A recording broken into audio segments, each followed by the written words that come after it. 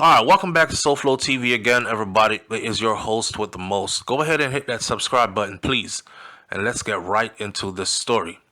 When I first covered this story from the beginning of the incident that took place in a video that went viral where everybody saw this hulking, big, 6'5", 270-pound black guy come charging around a corner in a hallway, racing at a Caucasian-looking woman, punched her, knocked her to the ground, beat her unconscious, and was beating on her while she was unconscious.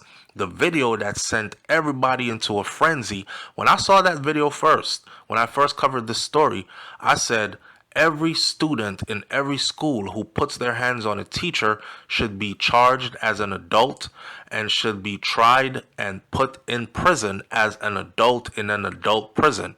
If you want to fight, let's put you where people who are violent are, who fight a lot, and get it out the way.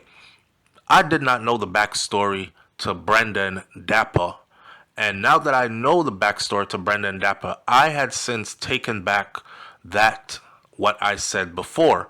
Because this is actually a kid who was just really big, who had multiple issues going on. And it is documented medically that this kid is just not normal and was in need of a lot of help. So let's get into the story, because the update today is that he was just sentenced to 5 years in a Florida state prison and 15 years of probation to follow those 5 years. Can I tell you, honestly, I think that this is a death sentence for him. I honestly think that this is the worst thing that could have happened to him. I honestly think that he is going to go into a downward spiral. If you've ever seen any of those prison videos where there are people in rooms, solitary confinement rooms, where they're losing their minds and they're like flooding their cells and pooping in their hands and slinging the poop at the wall or writing their names on the wall in their poop, just losing their mind back there, I think this is going to become Brendan Dapper, and they know it. But could it have something to do with his skin color or his race? Let's talk about it. So Brendan Dapper, the Manassas High School student who was recorded in that viral video I just described, beating on a teacher's aide, he was sentenced to 5 years in prison, followed by 15 years of probation yesterday.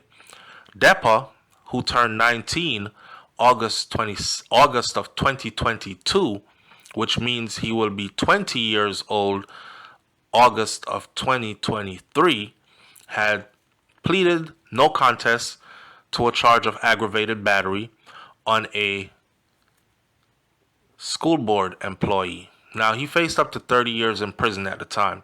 It's saying here that he turned 19 August of 2022. We're in 2024. So that means he would have been 20 in August of 2023 and 21 August of 2024. Right.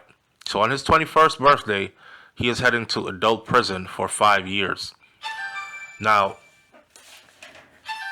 with all that's going on with Brendan Dapper,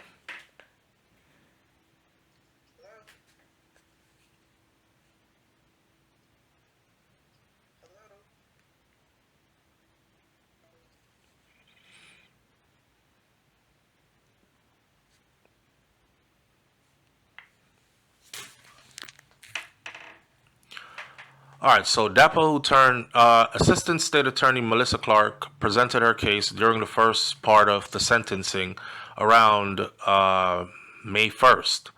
Dapper, who was 17 on February 21st of 2023, how could he be 17 on the 1st of 2023, but he turned 19 August of 2022? It makes no damn sense. I don't know who wrote this article, but anyways, he was seen beating on a teacher. Right? And even the way they report him in the news journal is just wrong. So according to the sentencing guidelines anyways, the lowest permissible sentence that he could have had was 34.5 months in prison, or somewhere close to 3 years, but under 3 years. After the hearing, his mom, who is an adopted mother, who is a Caucasian woman who adopted an African American child, criticized the sentencing. And his mom said they are punishing him that he is black. They're punishing him that he is large. And they're punishing his disability, she said. She said that the school district failed Brenda Dapper and that his behavioral plan was not followed. The instrument which Dapper beat his teacher for taking away from him, it was actually documented in his notes that if that is taken away from him, he could become violent. Well, they obviously did not look in his notes and they took it away from him and he did become violent. I think he needs help, his mom said. Absolutely. I think he needs help and I think he needs treatment, but I don't think he needs to be put away in a prison where he's going to be taken advantage of or harmed. Now, the sad part about all this is this kid should be in a hospital where a behavioral clinic of some sort, mental hospital, behavioral clinic, however you want to call it. But since most, if not all of those have been closed down in the United States of America, they have moved those to prisons. So people who are experiencing episodes of mental issues, they normally end up in the prison system. And inside of the prison system is where they try to get them some help by isolating them and medicating them, which has been proven to only make their lives worse. Now, Circuit Judge Terrence Perkins sentenced Brendan Dapper to 5 years in state prison, followed by 15 years of probation. Dapper swung his head back in a chair when the judge announced the 60-month sentence. As he pronounced the sentence, Perkins said that he had not heard Brenda Dapper express remorse at any given time. Dapper turned to his attorney and motioned to the paper, but the attorney said something back to him. The attorney earlier had said that Dapper wanted to make a statement to the courts, but he had changed his mind. Perkins cited that the violence of the attack, it was just too much, and he said that it was not an isolated incident with Dapper, who has a violent history. Everyone has seen the video, the judge said. It captured the senseless extreme violence in a very troubling way. The judge cited testimony from a state witness who said that Dapper knew what he did was wrong. Now, man, I'm no behavioral specialist, but when somebody is in a psychotic episode, they know what they did was wrong, right? Or they might have known what they did was wrong after it was done, but they are not capable of self-control to stop themselves from doing what they did that was wrong. So to be punished for it in a manner of being sent to prison to live amongst criminals, like people who have murdered and so on and so forth, it's just not right. It's not right. Now, compounding the senseless physical violence was the screaming of obscenities and the spitting on Miss Nadich, both before and during the incident, is what the judge said. So apparently, he spat on the teacher, punched her to the ground, knocked her unconscious, beat her up while she was unconscious, and spat on her again during the incident. He pursued her down the hallway, pushed her so violently from behind that she flew through the air and was knocked unconscious when she landed on the hallway floor. He then proceeded to kick her. Then he jumped on top of her, striking her head and her body more than 15 times in a rage. Perkins adjudicated Dapper guilty. Perkins also ordered that the Department of Corrections conduct a full mental health assessment of Dapper and develop a care plan for him. Now, that's going to be hard to do, have him on a care plan in prison. Dapper will get credit for the time that he has spent in jail, which is 17.5 months, because he has been incarcerated since the incident. So 17.5 months is roughly a year and a half, maybe. So they'll take a year and a half off of his 5 years, and he will then end up doing the rest of it to complete 60 months behind bars. A state attorney office could have kept the case in the juvenile system, but they opted to move the case to the adult system.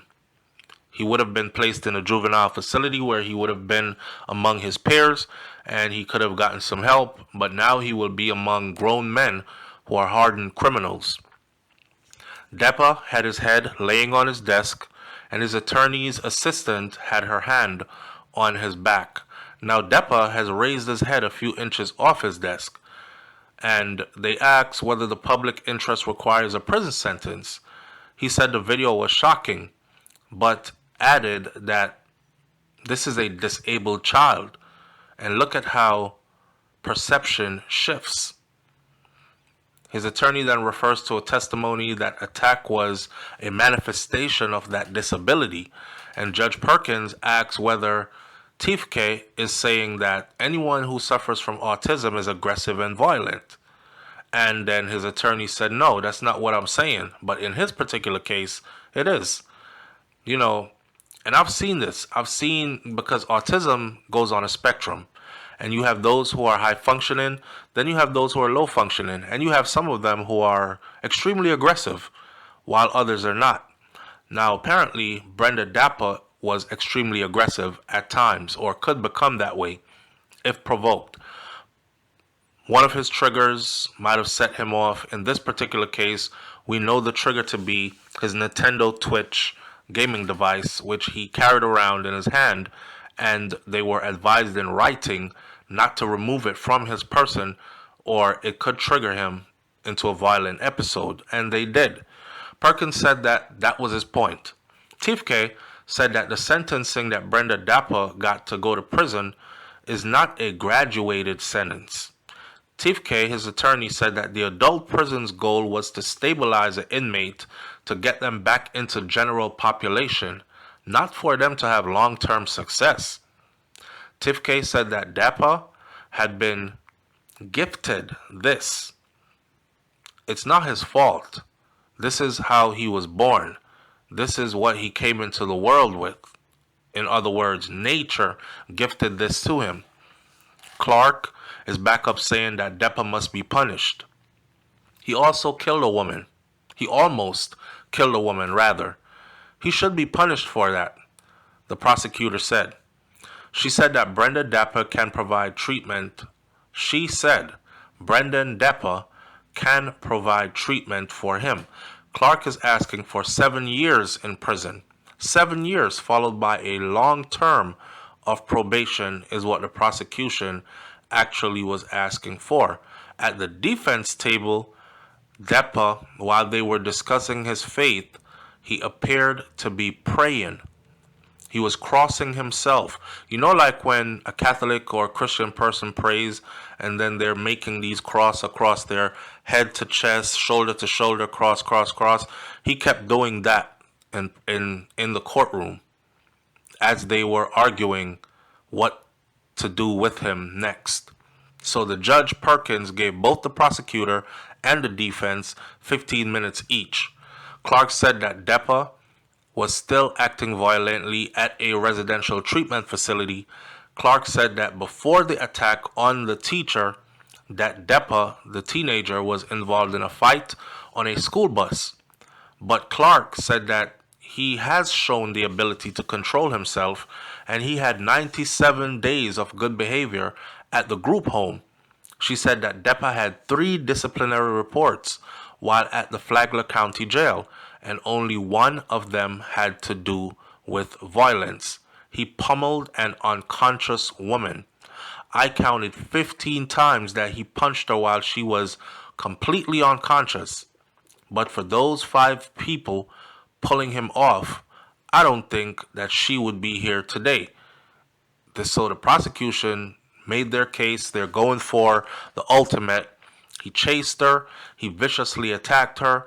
Now, while Clark was speaking, Dappa was in courtroom bent over on his seat, looking straight forward. Clark and the teacher, Nadich, Clark said that the teacher, Nadich, suffered broken ribs and a concussion and now has PTSD from that attack. She can no longer work at a school. She has to do a career change because she is so traumatized with what happened with Depa. Depa made a sign of the cross again across himself and sat up in his chair. Clark continues, saying that Depa threatened to kill Nadich and later blamed Nadich for the attack and said that no one pulled him away faster. The lack of remorse is frankly just shocking. He is dangerous. Nadich is sitting in the gallery. Clark said the primary purpose of the judicial system is to punish Depa, and Depa should be punished. Now you can imagine this autistic boy sitting up there in court listening to them, right? Knowing he had no control over himself. And as soon as he did grab control of himself, he kind of realized what he was doing, and it was like a oh shit moment. But by then it was too late. So here he is now in court being tried as an adult, and he's making crosses across his body as they're talking. I think this was his way of saying, like, God, please save me. Like, this is out of my control. I'm apologetic. I'm sorry. I can't control this kind of thing. But they didn't see it that way. They just saw him as somebody who was violent and needed to be punished. A juvenile probation officer is now testifying. He said that Depa had never been on juvenile probation or committed to the Department of Juvenile Justice or prison. However, he said that Depa successfully completed a juvenile diversion program in 2019 for 2 misdemeanors, and he did not give any more details. The juvenile probation officer agreed with TFK that the goal for Depa should be rehabilitation. Clark asked the probation officer whether they had reviewed records from the group home when they recommended youthful sanctions for Depa, and Clark also asked that once Brendan Depa turned 21, that the Department of Justice would no longer have jurisdiction over him.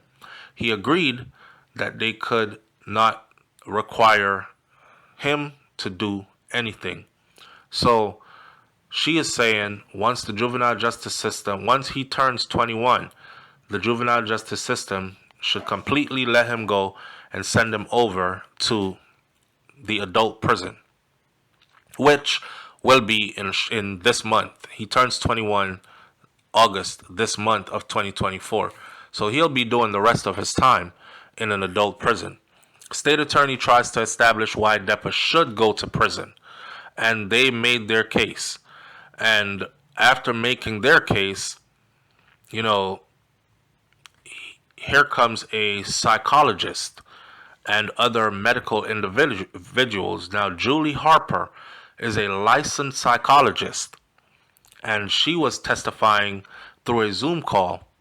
She said that the brain is not normally fully formed until about the age of 25, and Brendan Depa was 17 at the time of the incident. She said that a person of that age would be more likely to react emotionally rather than rationally. He also has major depressive disorder along with being autistic, and also ADD, ADHD. She said that the personality is still developing and not established at the age of 17, the age he was when the incident happened. She added that youth are more likely to consider immediate rewards as they are making decisions. Harper described 17 as a middle adolescent period. Now you got to think about somebody who has autism. So we're not talking about a normal 17-year-old. He is behind the curve, even though he is at the age, right? Now, while Harper testified, Depa watches her on the large screen that's on the wall, and at times they would say he leaned over and talked to his attorney and the attorney's assistant. Harper said that Depa has exhibited irritability, which is often a way of a child to express depression, and noted that he is receiving medication for a major depressive disorder. He is on medication for major depressive disorder. He is also receiving medication for anxiety. So here's a child that's autistic. He's on medication for anxiety. He's on medication for depressive disorder. and he has a behavioral disorder. Listen, I think, right, how do we know that those medications that he is on are not contributing to his outburst of violence, even? She said she thought that this was the perfect storm. The perfect storm just happened of combination of environmental support, falling out, and DEPA being overrun by symptoms. Too many of them. She said that after a month at ECO, they did not need to use mechanical restraints on him, and that showed that he was responding. But usually they had to use mechanical restraints. She said that she saw signs that DEPA is making progress and no one is giving up on him. And she said that when he did have problems, including this case, the behavior was considered to be a manifestation of his disabilities. Now, the attorney is asking if a placement with the Department of Justice could address his needs. And the prosecution said, this is exactly what we want to do. We want him in adult prison. He will be warehoused, essentially, just waiting for sentence to be over, Harper said regarding the state prison. This is attorney. Now, Clark, who is the prosecutor, began asking Harper about her fees. Harper said that she charged $200 per hour and that she had worked about 16 hours on this case. Harper also charged $80 an hour waiting time when she is scheduled to testify. She has at least several hours of waiting on this case. In other words, she's going to be making her money off the case, but everybody is making their money off DEPA regardless. The prosecutors for prosecuting him for the state for warehousing or housing him in a prison, the medication companies for the ADD, ADHD, depressive disorder and behavioral disorders and autism, and you have others who are going to be needed like the specialists, different teachers that are or have therapists who have been interacting with him. So everybody is getting paid off of him. He is just a product to get paid off now, which is really, really sad. End of the day, I think that it's a travesty to see this young man go to prison at the age that he is, knowing all his issues that he had. And the sad part is he's going to have a ugly outcome. I don't even know how to say it any other way. You know, reading it makes me depressed. But watching how they've treated him, I'm thinking if he was somebody else from a different race, he probably would have been treated differently, if you know what I mean. But read up on the story, y'all. Leave your comments in the comment section below, and I'll catch you on the next video. It's SouFLoTV. I'm out. Peace.